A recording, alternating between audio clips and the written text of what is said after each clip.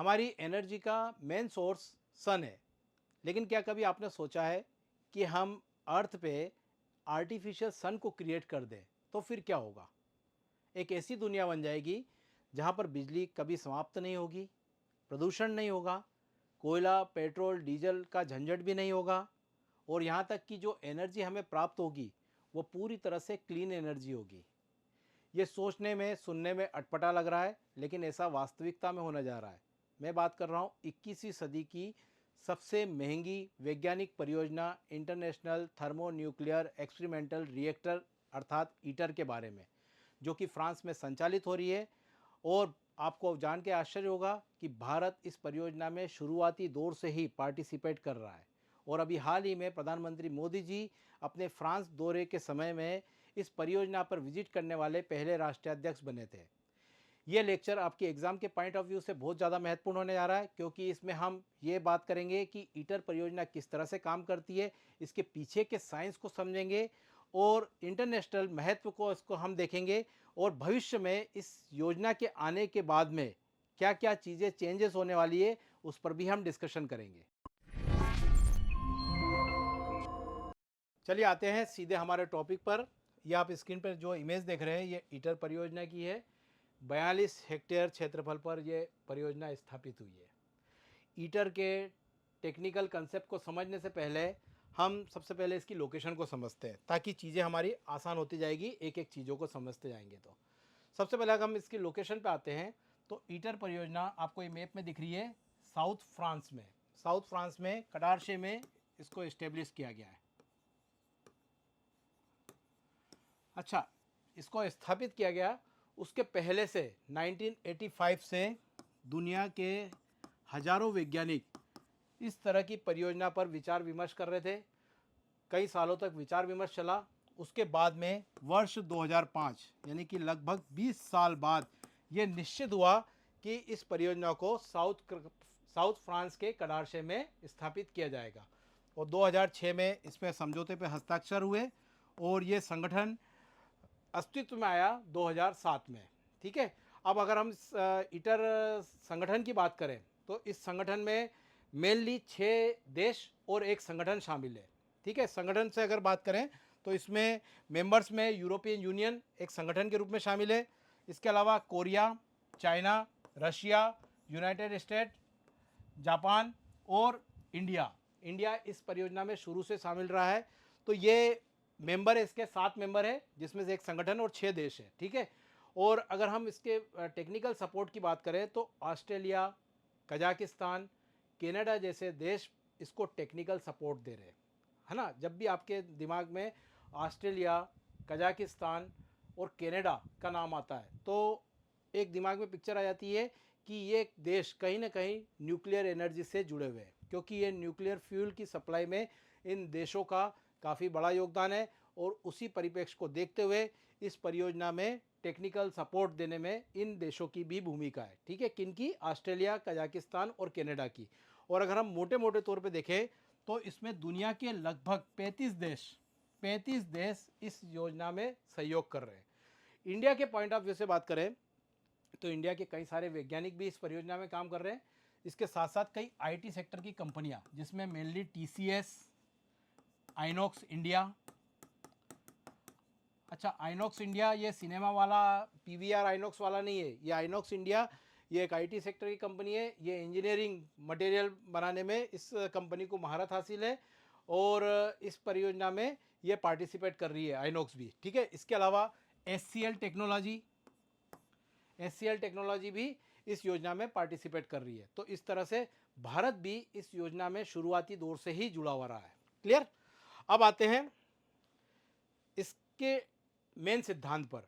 जैसे मैंने आपको शुरू में बात करी थी कि हम बात कर रहे हैं किसकी? आर्टिफिशियल सन को पृथ्वी पर क्रिएट करने की। आर्टिफिशियल सन को क्रिएट करने की बात कर रहे हैं तो मेन मेरा कहने का उद्देश्य यह है कि हमको जो सूर्य से प्रकाश मिलता है वो फोटॉन के रूप में चल कर आता है। ठीक है। लेकिन उस प्रकाश का भी कोई ना कोई सोर्स तो होगा। वो सोर्स है सन का। अगर आप इंटरनल स्ट्रक्चर देखते हैं तो सन के इंटरनल स्ट्रक्चर में कोर है, एक जगह है ना। उस कोर में एक प्रोसेस संपन्न होती है जिसे हम जानते हैं न्यूक्लियर फ्यूजन के नाम से। न्यूक्लियर फ्यूजन, या जिसे हिंदी में हम क्या कहते हैं, नाभिकीय संलयन। तो सूर्य के कोर में ये नाभिकीय संलयन की प्रक्रिया संचालित होती है। अब नाभिकीय संलयन की प्रक्रिया में क्या होता है, सूर्य में यह होता है कि हाइड्रोजन हाइड्रोजन के एटम आपस में टकराते हैं और हीलियम में कन्वर्ट होते जाते हैं। तो दो न्यूक्लियस आपस में टकराकर एक नया न्यूक्लियस फॉर्म करते हैं और इसमें इस पूरी प्रक्रिया में बड़ी मात्रा में ऊर्जा बाहर निकलती है। ठीक है, इसके अपोजिट एक और प्रोसेस होती है जिसको हम जानते हैं न्यूक्लियर फ्यूजन के नाम से, या जिसे हिंदी में हम क्या कहेंगे, नाभिकीय विखंडन। नाभिकीय विखंडन में होगा कि एक बड़ा न्यूक्लियस दो छोटे छोटे न्यूक्लियस में टूट जाता है, इसमें भी बड़े मात्रा में ऊर्जा प्रोड्यूस होती है। ठीक है, अब अगर हम बात करें नाभिकीय विखंडन की, तो आपने परमाणु बम के बारे में सुना है, तो परमाणु बम नाभिकीय विखंडन के सिद्धांत पे काम करता है। वहीं हाइड्रोजन बम की बात करें तो हाइड्रोजन बम नाभिकीय संलयन के सिद्धांत पर काम करता है। ठीक है, अब दुनिया भर के अगर हम रिएक्टरों की बात करें तो दुनिया भर के जितने भी एटॉमिक न्यूक्लियर रिएक्टर हैं वो मेनली न्यूक्लियर फ्यूजन के सिद्धांत पर काम करते हैं। अब न्यूक्लियर फ्यूजन के सिद्धांत में एनर्जी तो इससे भी प्रोड्यूस हो रही है, लेकिन इसमें दिक्कत क्या है, इसमें दिक्कत यह है कि इससे पूरी प्रक्रिया से बड़ी मात्रा में रेडियो एक्टिव अपशिष्ट प्रोड्यूस होते हैं। अब रेडियो एक्टिव अपशिष्ट अगर प्रोड्यूस होंगे तो उसका निस्तारण करना, उसको ठिकाने लगाना एक बड़ी समस्या। फिर ठिकाने लगाने जाओ, उसमें रेडिएशन फैलने का भी खतरा है, और रेडिएशन फैलेगा तो आपको मालूम है कई सारी जेनेटिक डिसीज़, कैंसर जैसी कई सारी बीमारियां होने की आशंका होती है। इसके अलावा कई सारे पर्यावरण के आंदोलन, जिसमें मेनली ग्रीन पीस इंटरनेशनल आपने सुना होगा, पर्यावरण के आंदोलन मेनली एनजीओ द्वारा संचालित होते हैं और इनको दूसरे दूसरे देश भी कई बार फंडिंग करते हैं, और फंडिंग करके ये पर्यावरण संबंधी मामले उठाते हैं और वहाँ पर विरोध प्रदर्शन करने में इनकी मुख्य भूमिका होती है। तो जहाँ जहाँ भी आप देखते हैं कि कोई न्यूक्लियर रिएक्टर रखने की बात होती है तो ये एनजीओ पहली फुर्सत में वहाँ पहुँचते हैं और वहाँ पर आंदोलन करना चालू करते हैं। हालांकि आंदोलन करना उनका जायज़ भी है, क्योंकि वैज्ञानिक इनसे रेडिएशन के खतरे कम करने के बारे में प्रॉपर तरीके से नहीं बता पाते हैं, जिसके कारण वहाँ के लोकल लोग भी इसके विरोध में शामिल होते हैं। तो ये एक बड़ी समस्या है, न्यूक्लियर फ्यूजन के सिद्धांत के साथ में जुड़ी हुई है, और इससे रिलेटेड जितने भी न्यूक्लियर रिएक्टर काम करते हैं तो उनसे भी जुड़ी हुई समस्या है, वह एक नज़रिए में हमारे सामने आती है। ठीक है, तो ये सिद्धांत है ईटर का कि ईटर में हम किस पर काम करने जा रहे हैं, ईटर पे काम करने जा रहे हैं फ्यूज़न टेक्नोलॉजी पर। ठीक है, चलिए अब देखते हैं कि ये न्यूक्लियर फ्यूज़न की प्रक्रिया हमारे ईटर में कहाँ पर संचालित होगी। तो आप इमेज में देख रहे हो एक मशीन नुमा आकृति देख रहे हैं, जिसे जानते हैं हम किसके नाम से, टोकामक के नाम से। इस टोकामक में ही ये न्यूक्लियर फ्यूज़न की प्रक्रिया संचालित होगी। अब ये कहने में तो बहुत आसान लग रहा है, लेकिन ये होगी कैसे। तो देखिए, इसमें यहाँ पर हाइड्रोजन को प्रभावित करते हैं और इसका जो टेम्परेचर रखा जाता है वो लगभग 10 करोड़ डिग्री सेल्सियस, कितना, 10 करोड़ डिग्री सेल्सियस का तापमान रखा जाता है, जिसके बाद में हाइड्रोजन क्या होती है, प्लाज्मा स्टेट में कन्वर्ट हो जाती है। प्लाज्मा स्टेट यानी आपने पदार्थ के 3 स्टेट पढ़ी होगी, ठोस, द्रव, गैस, उसमें से एक और चौथी होती है प्लाज्मा स्टेट। प्लाज्मा स्टेट में ये होता है कि जब किसी गैस में बहुत ज़्यादा टेम्परेचर दिया जाता है तो उसके मॉलिक्यूल्स से इलेक्ट्रॉन निकल जाते हैं और गैस यूँ कहें कि आयोनाइज्ड हो जाती है, और उस स्टेज को हम क्या कहते हैं, प्लाज्मा स्टेज। और इस प्लाज्मा स्टेज में क्या होता है कि हाइड्रोजन के दो आइसोटोप ड्यूटेरियम और ट्रिटियम आपस में टकराते हैं, और टकराने के बाद में किस में कन्वर्ट हो जाते हैं, हीलियम में कन्वर्ट हो जाते हैं। ठीक है, ये पूरी प्रोसेस आपको दिख रही है किसकी जैसी, अपने जो सूर्य के कोर में हो रही थी न्यूक्लियर फ्यूजन की प्रोसेस, ये वैसी ही हो रही है। अब यहाँ पर एक समस्या तो ये है कि चलो प्लाज्मा बन गया, प्लाज्मा के बाद में आपने ड्यूटेरियम ट्रिटियम की टक्कर हो गई और हीलियम भी कन्वर्ट हो गया। ठीक है, लेकिन अब समस्या ये है कि इस पूरी प्रोसेस को संचालित करने के लिए क्या चाहिए, हायर टेम्परेचर चाहिए। अब हायर टेम्परेचर, एक बार तो आपने प्रोसेस चालू कर दी, लेकिन इस हायर टेम्परेचर को मेंटेन कैसे किया जाएगा, तो इसको मेंटेन करने के लिए एक कंसेप्ट आपको और समझना पड़ेगा, बर्निंग प्लाज्मा। बर्निंग प्लाज्मा ठीक वैसा ही है, जैसे कि एक एग्जांपल से बताता हूँ। मान लीजिए ये लकड़ी है ना, इस लकड़ी को आप जलाते हैं और जलाने के बाद में आप चाह रहे हो कि और लकड़ियाँ जो है साथ साथ जलती रहे लगातार, तो इसके लिए आपको क्या चाहिएगा, फ्यूल, कि आपको उसमें तेल कोई फ्यूल जो है वो आपको डालना पड़ेगा, तब जाकर वो लकड़ी लगातार जलती रहेगी। तो अब ये प्रोसेस है, तो इसको लगातार चलाने के लिए हमको प्लाज्मा को लगातार क्या करना पड़ेगा, जलाना पड़ेगा। और प्लाज्मा लगातार जलेगा कैसे, तो वो जलेगा ऐसे कि जब ये ड्यूटेरियम और ट्रिटियम में टक्कर होगी तो हीलियम बनेगा, और इसमें जो एनर्जी निकलेगी उस एनर्जी का 90% भाग क्या करेगा, इस एनर्जी को गर्म रखेगा। इसे ही क्या कहते हैं, बर्निंग प्लाज्मा। ठीक है, अब 90% तो ये गर्म रहने के लिए यूज़ हो जाएगी, और 10% जो आप इसकी दीवारें देख रहे हो, इन दीवारों में क्या होगा, इस एनर्जी का 10% भाग अवशोषित होगा, और फिर उस अवशोषित भाग से भाप बनेगी, और भाप से फिर टरबाइन चलेंगे, जैसे कि नॉर्मल हम देखते हैं जो हमारे थर्मल रिएक्टर होते हैं, प्लांट जो पावर प्लांट होते हैं जहाँ पर टरबाइन चलाए जाते हैं भाप से, तो ठीक वैसा के वैसे ही प्रिंसिपल इसमें भी रहेगा। ठीक है, तो इसका मतलब ये है कि यहाँ पर ये न्यूक्लियर फ्यूज़न की प्रोसेस से डायरेक्ट हमको एनर्जी नहीं मिलेगी। एनर्जी तो हम इससे भाप बनाएंगे, और फिर भाप से फिर टरबाइन चलाएंगे, और टरबाइन चलाकर फिर एनर्जी प्रोड्यूस करेंगे। ठीक है, तो ये इसका बेसिक कंसेप्ट था। अच्छा, यहाँ पर एक और चीज़ है, यहाँ पर मैंने ड्यूटेरियम और ट्रिटियम की बात करी है, तो यहाँ पर मैं आपको ये भी समझाते चलता हूँ। आप जानते होंगे हाइड्रोजन की अगर हम बात करें, हाइड्रोजन की बात करें, तो हाइड्रोजन के 3 आइसोटोप होते हैं। एक होता है प्रोटियम, एक होता है ड्यूटेरियम, और एक होता है ट्रिटियम। ठीक है, अब इनमें से भी तीनों आइसोटोप में से भी हम जनरली न्यूक्लियर रिएक्टर में ड्यूटेरियम और ट्रिटियम को यूज़ करते हैं। ठीक है, आइसोटोप को यहाँ पे मैं थोड़ा समझा देता हूँ। आइसोटोप का मतलब यह है कि इनका एटॉमिक नंबर सिमिलर है, लेकिन एटॉमिक मास अलग अलग है। ठीक है, या यूँ कहें कि इनमें प्रोटॉन की संख्या तो आपको समान मिलेगी, लेकिन न्यूट्रॉन की संख्या अलग अलग मिलेगी। ठीक है, तो हाइड्रोजन के 3 आइसोटोप में से हम किसको यूज़ करते हैं, ड्यूटेरियम और ट्रिटियम को न्यूक्लियर फ्यूज़न के लिए। क्लियर, यहाँ पर एक क्वेश्चन मैं आपके लिए छोड़ के जा रहा हूँ, आपको बताना है कार्बन के कौन कौन से आइसोटोप होते हैं, और कमेंट में ये भी बताना कि किस आइसोटोप को अभी रिसेंटली खोजा गया कुछ सालों पहले, और नैनो टेक्नोलॉजी में उसका क्या यूज़ हो रहा है। ठीक है, तो इस तरह से आप कंसेप्ट बनाते चलोगे तो आपकी एग्ज़ाम में फंडे हर तरह की चीज़ों के क्लियर होते जाएंगे। ठीक है, तो यहाँ पर फिर से आते हैं हम टॉपिक पर, या आप बताना जरूर मुझे मैंने जो आपसे क्वेश्चन पूछा है। ठीक है, अब ये तो हमने समझ लिया कि टोकामक में ये किस तरह से प्रोसेस काम करेगी, और किस तरह से इसको बार बार फ्यूल मिलता रहेगा। लेकिन एक और समस्या यहाँ पे आई कि हाइड्रोजन के 3 आइसोटोप में से ये जो ट्रिटियम दिख रहा है, ये ट्रिटियम आसानी से अवेलेबल नहीं होता है। अब ऐसा क्या किया जाए कि भैया ट्रिटियम जो है उसकी भी सप्लाई लगातार चलती रहे, तो इस टोकामक में ट्रिटियम ब्रीडिंग मॉड्यूल को भी डेवलप किया गया है, जिससे कि ट्रिटियम जो है वो लगातार इसमें काम यानी जनरेट होता रहे।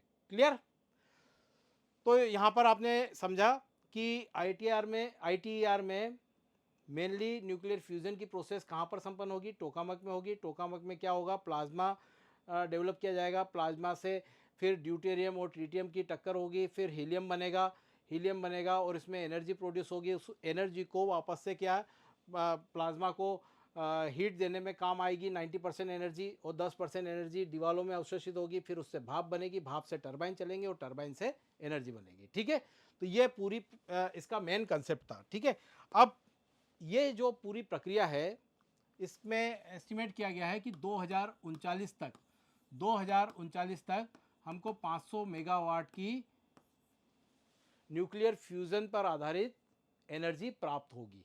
ठीक है, अब एक बार जब शुरुआत हो जाती है चीज़ की, तो फिर आपको मालूम है वो इतिहास बना देती है ना। जैसे मैं आपको थोड़ा फॉर एग्जांपल बताता हूँ, 1879 में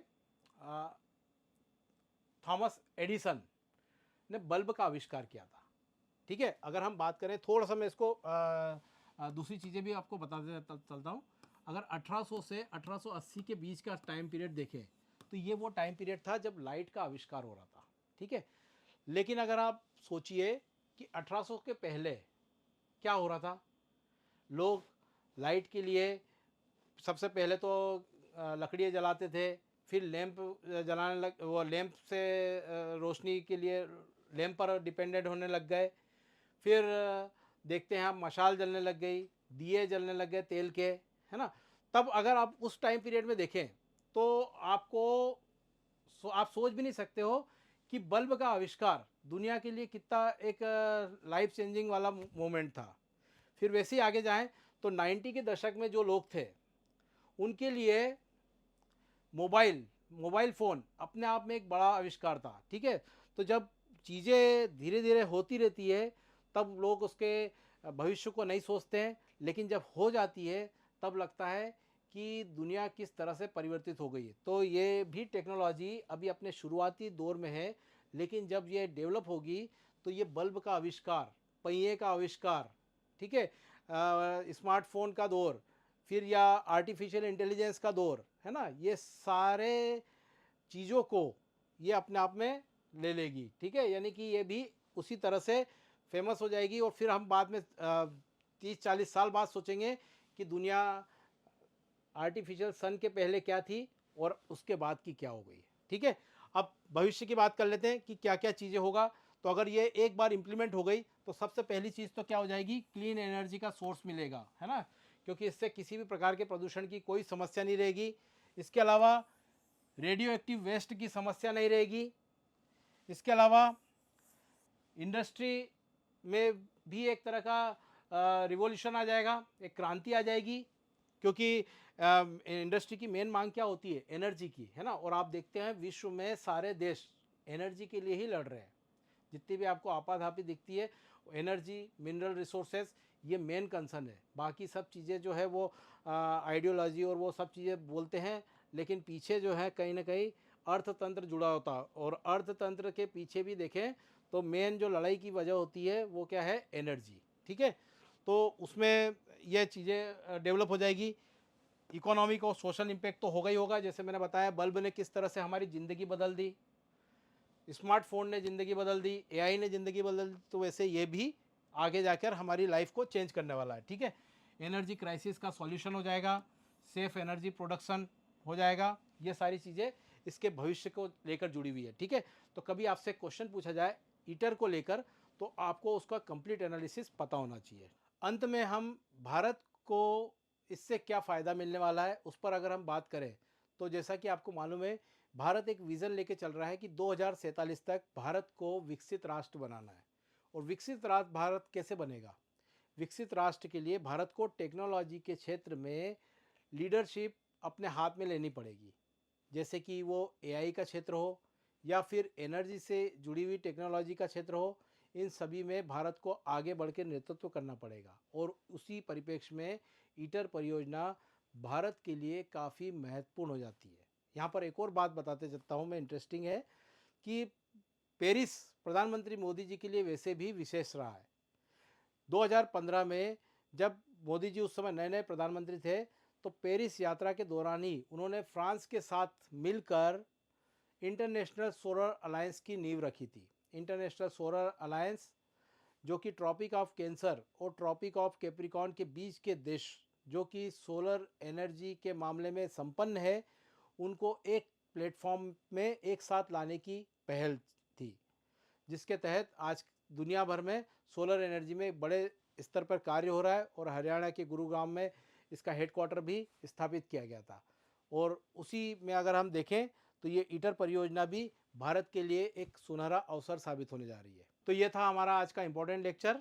अच्छा, इस लेक्चर से रिलेटेड आपको अगर नोट्स प्राप्त करना है तो आप हमारी वेबसाइट atharvexamwise.com को आप गूगल में सर्च करिए और उसमें आपको ये नोट्स आपको प्रॉपर तरीके से मिल जाएंगे। हिंदी में और इंग्लिश दोनों में आपको ये नोट्स यहाँ पर मिल जाएंगे, ठीक है। तो इस लेक्चर के साथ साथ आप अपने नोट्स को भी बनाते चलिए, ठीक है। और अगर ये लेक्चर अच्छा लगा है तो प्लीज़ मेरे वीडियो को लाइक करिए, अपने दोस्तों में शेयर करिए और हमारे चैनल को सब्सक्राइब करिए। Thank you. एकमात्र एजुकेशनल प्लेटफॉर्म जो 100% रिफंड पॉलिसी के साथ अपने सारे कोर्सेज अवेलेबल कराता है। तो अपनी प्रेपरेशन को और भी बेहतर बनाने के लिए आज ही अथर्व एग्जामवाइज के अन्य कोर्सेज परचेज करें। Thank you.